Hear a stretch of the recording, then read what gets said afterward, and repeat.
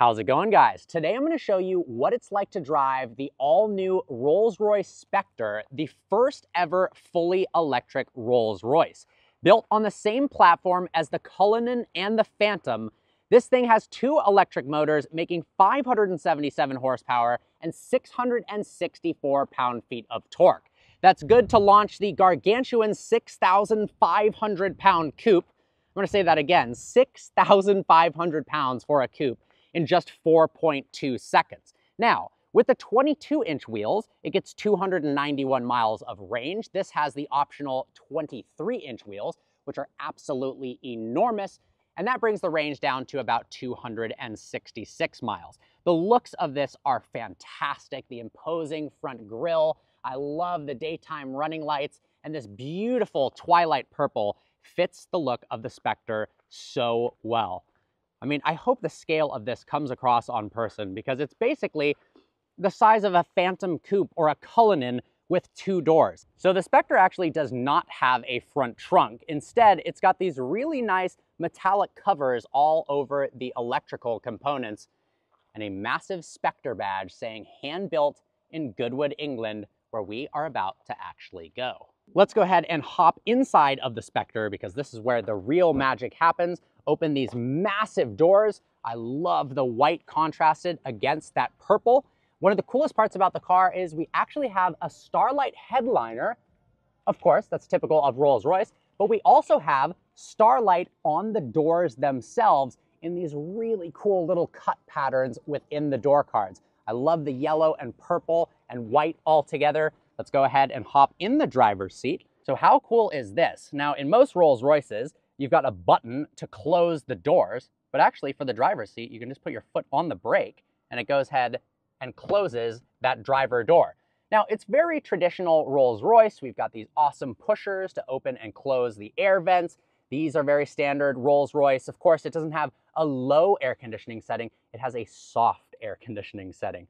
This Spirit of Ecstasy and controller is attached to the latest iDrive system, but now for the first time, we actually have a touchscreen infotainment, which is really nice, and a really classy digital instrument cluster. The steering wheel itself is enormous. We've got driver assistance features that apparently don't exist if you get this with the two-tone steering wheel. The stitchwork kind of blocks the sensors.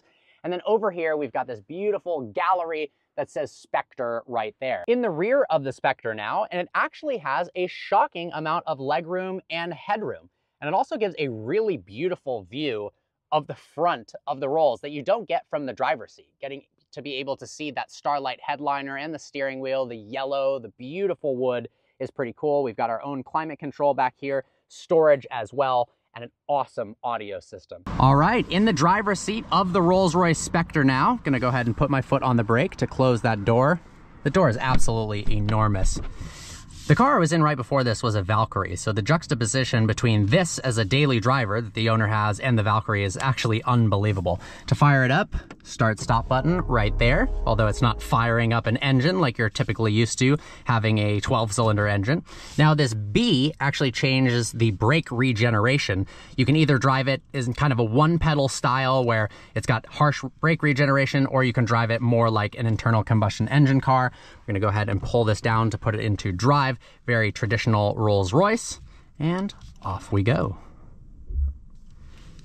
Oh my gosh. So Rolls-Royce has limited the torque in the beginning so that it feels more like an internal combustion engine vehicle. Normally with an electric car, you've got that instantaneous response, which can be a little bit jumpy, especially for passengers. If you've ever been in a Tesla Model 3 Uber, you realize that if they're a little bit jumpy on the throttle, it's just super uncomfortable. So instead of that, Rolls has basically used an accelerator pedal where it gives you that instant response when you're more on the accelerator, but if you're just easing into it, it eases into the acceleration to the point at where it basically feels like you're driving a twin turbocharged V12 normal Rolls-Royce.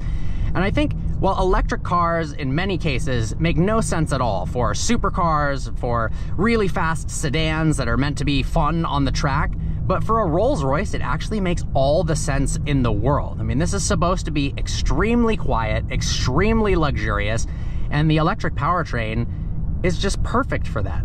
The car's even quieter. You don't have that 12-cylinder engine. And well, it was kind of a boasting, bragging point to have a 12-cylinder. Let's be honest. I've had a Wraith, I've had a Cullinan. Neither of them actually sounded good. It sounded almost like a muffled 6-cylinder. It was just, they used the 12-cylinder because it was very, very smooth. It has characteristics that allow for super smooth acceleration, and it works really well with the automatic gearbox. But in this, you've got no gearbox, and it's even smoother because it's this one continuous acceleration gear.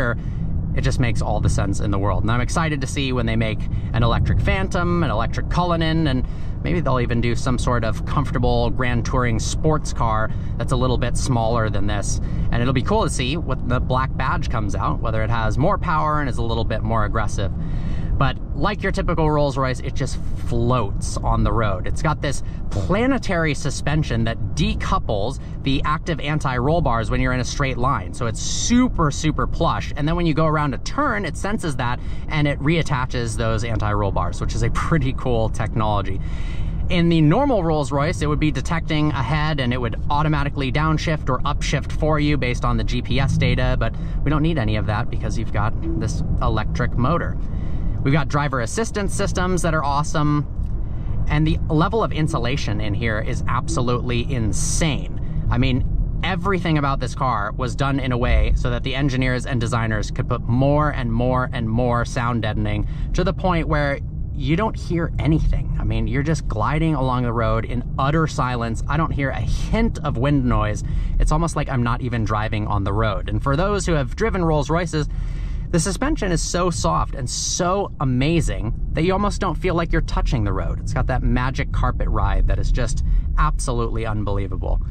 The brakes are nice and smooth, comes to a stop. I really love the instrument cluster. It was starting to get, I don't want to say dated because Rolls-Royces have a really classy feel to it, but I like this digitized instrument cluster, and I like the fact that they finally have a touchscreen with updated graphics, so you're not spending $500,000 plus on a car that has graphics from, you know, a 2005 BMW.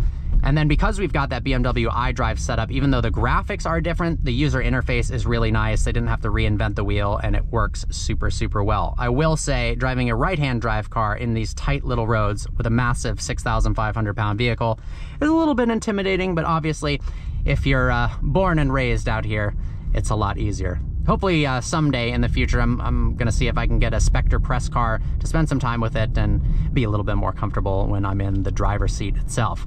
Special thanks to Jet Collector for making this video possible. Make sure to give him a follow on Instagram. If you haven't seen the Valkyrie video, make sure to check it out. That was one of the most insane experiences I have ever been in a car. And typically, you know, having driven many, many cars, going for rides is not something I typically film, but man, in a car that special, even going for a ride felt better than driving most supercars and even some hypercars. All right, guys, I hope you enjoyed today's video. Like always, please browse the channel and subscribe. I look forward to seeing you next video.